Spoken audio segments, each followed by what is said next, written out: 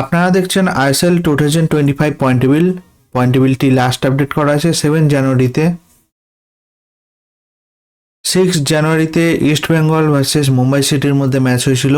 সেই ম্যাচে Mumbai city win হয়েছে। তাই আজকের পয়েন্ট টেবিলটি ঠিক এরকম।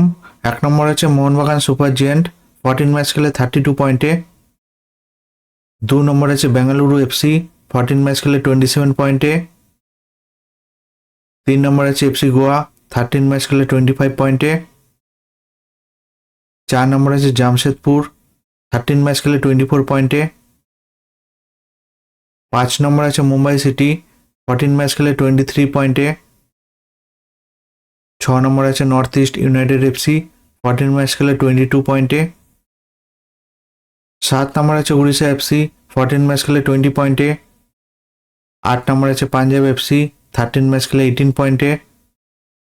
9 নম্বর আছে কেরালা ব্লাস্টার, 15 ম্যাচ খেলে 17 পয়েন্টে। 10 নম্বর আছে চেন্নাইন এফসি, 14 ম্যাচ খেলে 15 পয়েন্টে। 11 নম্বর আছে ইস্ট বেঙ্গল, 14 ম্যাচ খেলে 14 পয়েন্টে। 12 নম্বর আছে হায়দ্রাবাদ, 14 ম্যাচ খেলে 8 পয়েন্টে।